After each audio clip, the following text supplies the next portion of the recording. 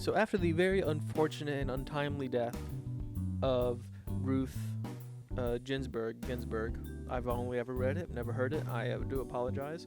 Trump has announced that he wants to move ahead with a nomination to fill her seat, but not only that, he wants to make it a woman, and he has a top 5 list. Now, there was 11 women in his list of 45, and we're going to whittle it down to 5, which is 6 are out. Now, today I'm going to go over the 2 most likely, who I think are the most likely, who are the most likely politically to do it or to be nominated. Now, of course, I might be wrong entirely. We all might be wrong entirely, but these are the people who we think collectively are the most likely, and they are Amy Coney Barrett. I keep always saying Amy Coney Barrett and Barbara Lagoa. Now, the reason I think these two, Amy, because she's very young, she's 48.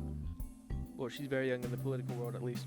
She's 48, and she has passed Trump's litmus test, flying colors. And she just sort of,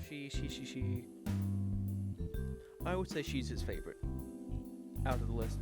Now, Barbara Lagoa, because she also is up there with Amy and her, views and her rulings, but she's also Hispanic and from Florida. Now, Florida is a battleground state, as we know, where I believe Trump is currently down. If not down, he's losing ground. Picking a justice from there who's also a woman, who's also Hispanic, that would just look good politically. But let's go into what their records are, what their ruling records are, and what sort of, not necessarily what they believe, but what they're going to uphold. And let's start with Barbara Lagoa first, because she's the second most likely. Anyway, Trump announced his intent to nominate Barbara Lagoa to the Supreme Court of Appeals. The Supreme Court of Appeals of the United States Court of Appeals for the 11th Circuit. And prior to her nomination, to her confirmation even, there was some concerns she would, always more or less side with the wealthy and powerful, with the oligarchs, with the Mike Bloomberg types, at the expense of Bob down the street who has 2 jobs, And she did this when she was a federal judge. For instance, when people were challenging businesses in Miami Beach when they wanted to raise the minimum wage, she sided with businesses because they didn't want to raise the minimum wage, and neither did she. Which it's only been shown that raising the minimum wage would have either no impact on employment, or it would have an inverse as to what most people think. It would actually increase employment. That's what all or most, at least, of the studies have shown.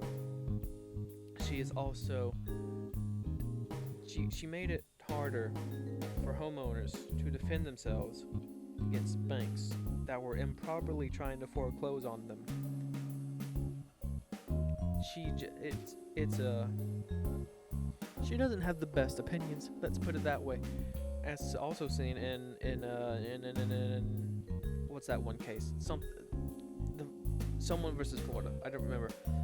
And it was about the right to vote to disenfranchise, felons. And whether or not you should let felons vote, I think you should as long as they're non-violent. But she enacted more or less a pay-to-vote system for criminals, for felons. She's just consistently had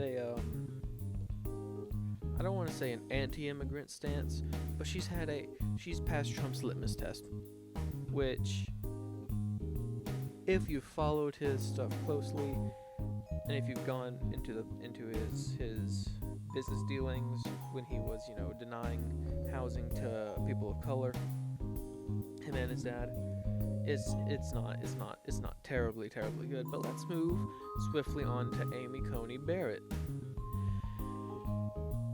Now, Amy Barrett, she has fought to undermine the Affordable Care Act. She has fought to undermine health care for millions.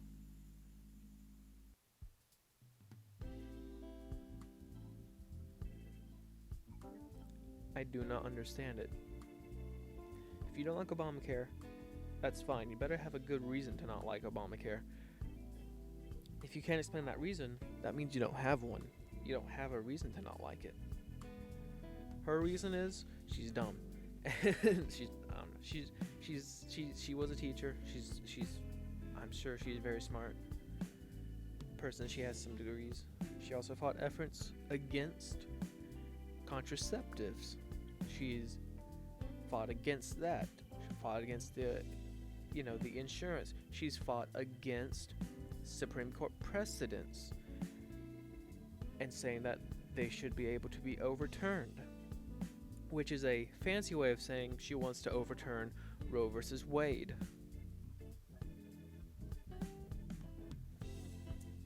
And mischaracterizing the whole case, that she basically says that the case supports abortion on demand.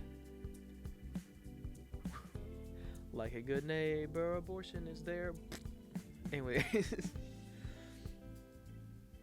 But yes, no, as a judge, one of the times she sided against a worker who had been transferred to another store because of a genuine segregation policy.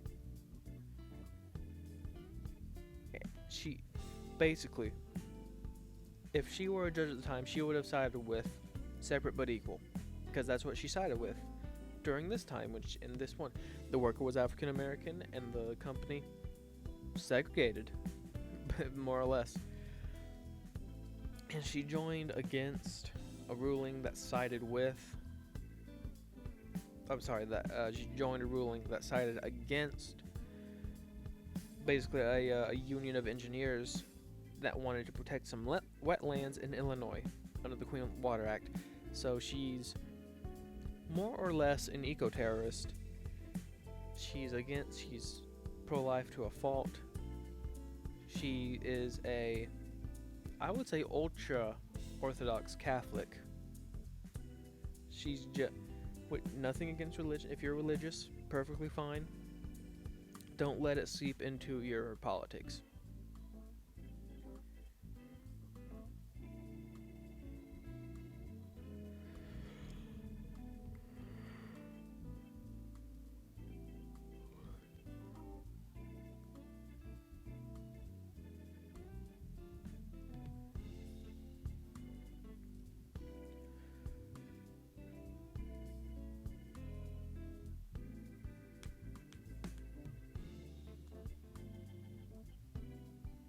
Who do I think should win? Ted Cruz. He's the woman. I genuinely believe that we should wait until January 20th, because then if Trump is reelected, he'll still be in office. He can appoint whomever he wants, and he might think of someone who's even better for the conservatives. However, if Biden is appointed president, elected president, then we should wait to see if he wants to pick a conservative or not.